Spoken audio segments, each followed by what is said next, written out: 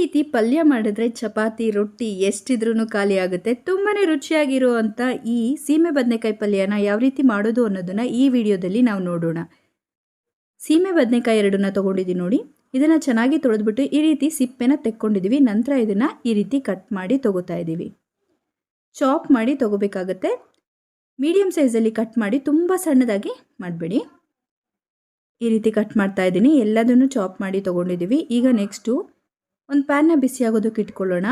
ಬಿಸಿ ಆದಮೇಲೆ 2 ಟೇಬಲ್ ಸ್ಪೂನಷ್ಟು ಎಣ್ಣೆನ ಹಾಕಿ, ಎಣ್ಣೆಯಲ್ಲಿ ಬಿಸಿ ಆದಮೇಲೆ 1 ಸ್ಪೂನಷ್ಟು ಜೀರಿಗೆ ಹಾಕಿ, ನಂತರ ಸ್ವಲ್ಪ ಕಡಲೆಬೇಳೆನ ಹಾಕ್ಕೊಂಡಿದ್ದೀವಿ. ಆನಂತರ ಇಲ್ಲಿ ಹಸಿರು ಮೆಣಸಿನ್ಕಾಯಿನ ಹಾಕಿದ್ದೀನಿ, 1-2 ಸಣ್ಣದಾಗಿ ಹೆಚ್ಚಿಬಿಟ್ಟು, ನಂತರ ಸ್ವಲ್ಪ ಕರಿಬೇವಿನ ಸೊಪ್ಪನ್ನ ಹಾಕಿ ಎಲ್ಲ ಚೆನ್ನಾಗಿ ಮಿಕ್ಸ್ ಮಾಡಿ ನೋಡಿ. ಇದೆಲ್ಲ ಸ್ವಲ್ಪ ಫ್ರೈ ಆಗಬೇಕು. ಆನಂತರ 1 ಈರುಳ್ಳಿನ ಹೆಚ್ಚಿಬಿಟ್ಟು ಹಾಕ್ಕೊಂಡಿದ್ದೀವಿ. ಇದನ್ನು 2 ನಿಮಿಷ ಫ್ರೈ ಮಾಡ್ಕೋಬೇಕು. ಆನಂತರ ಹೆಚ್ಚಿಟ್ಕೊಂಡಿರೋವಂಥ ಸೀಮೆ ಬದನೆಕಾಯಿನ ಹಾಕೋತಾ ಇದ್ದೀವಿ ನೋಡಿ. ಇದನ್ನು ಹಾಕಿ ಎಲ್ಲ ಚೆನ್ನಾಗಿ ಮಿಕ್ಸ್ ಮಾಡಿಬಿಟ್ಟು 3-4 ನಿಮಿಷ ಬಿಡಬೇಕು. ಉಪ್ಪು 1 ಸ್ಪೂನಷ್ಟು ಹಾಕ್ಕೊಂಡಿದ್ದೀನಿ.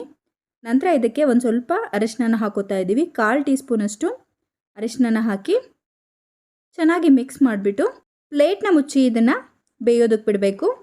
ನನ್ನ ವೀಡಿಯೋಸ್ ನಿಮಗೆ ಇಷ್ಟ ಆದರೆ ರಜನಿ ಅಡುಗೆ ಚಾನಲ್ನ ಸಬ್ಸ್ಕ್ರೈಬ್ ಮಾಡಿ, ಹಾಗೆ ಲೈಕ್ ಆ್ಯಂಡ್ ಶೇರ್ ಮಾಡೋದನ್ನು ಮರಿಬೇಡಿ. ಹಾಗೆ ಕಮೆಂಟ್ ಮಾಡಿ ತಿಳಿಸಿ ವೀಡಿಯೋಸು ನಿಮಗೆ ಇಷ್ಟ ಆಗ್ತಿದ್ಯಾ ಇಲ್ವಾ, ಯಾವ ರೀತಿ ಮಾಡಿದ್ರಿ, ಯಾವ ರೀತಿ ಬಂತು ಅನ್ನೋದನ್ನು ನೋಡಿ. ಇಲ್ಲಿ ಕುಕ್ಕಾಗಿದೆ. 5 ನಿಮಿಷ ಆದಮೇಲೆ ತೋರಿಸ್ತಾ ಇದ್ದೀನಿ. ಈ ರೀತಿ ಬೆಂದಿದೆಯಾ ಇಲ್ವಾ ಅಂತ ನೀವು ಒಂದನ್ನು ತಿಂದು ಚೆಕ್ ಮಾಡ್ಬೋದು. ನಾನಿಲ್ಲಿ 2 ಟೇಬಲ್ ಸ್ಪೂನಷ್ಟು ಕಾಯಿ ತುರಿನ ಹಾಕ್ಕೊಂಡಿದ್ದೀನಿ. ಚೆನ್ನಾಗಿ ಮಿಕ್ಸ್ ಮಾಡಿ ನಂತರ ಇದಕ್ಕೆ ಕೊತ್ತಂಬರಿ ಸೊಪ್ಪನ್ನು ಹಾಕಿ ಇವೆರಡನ್ನೂ 1-2 ನಿಮಿಷ ಫ್ರೈ ಮಾಡ್ಕೋಬೇಕು. ಈಗ ರುಚಿಯಾಗಿರುವಂಥ ಸೀಮೆ ಬದನೆಕಾಯಿ ಪಲ್ಯ ರೆಡಿಯಾಗಿದೆ. ಇದನ್ನು ನಾನಿಲ್ಲಿ ಸರ್ವ್ ಔಟ್ ಮಾಡ್ತಾ ಇದ್ದೀನಿ. ಈ ಸೀಮೆ ಬದನೆಕಾಯಿ ಪಲ್ಯ ಈಸಿಯಾಗಿ ಮಾಡ್ಬೋದು. ಚಪಾತಿ ರೊಟ್ಟಿ ಅನ್ನೋ ಜೊತೆಗೆ ತುಂಬಾ ಚೆನ್ನಾಗಿರುತ್ತೆ. ವಿಡಿಯೋ ಇಷ್ಟ ಆದರೆ ರಜನಿ ಅಡುಗೆ ಚಾನಲ್ನ ಸಬ್ಸ್ಕ್ರೈಬ್ ಮಾಡಿ, ಲೈಕ್ ಮಾಡಿ. Thanks for watching.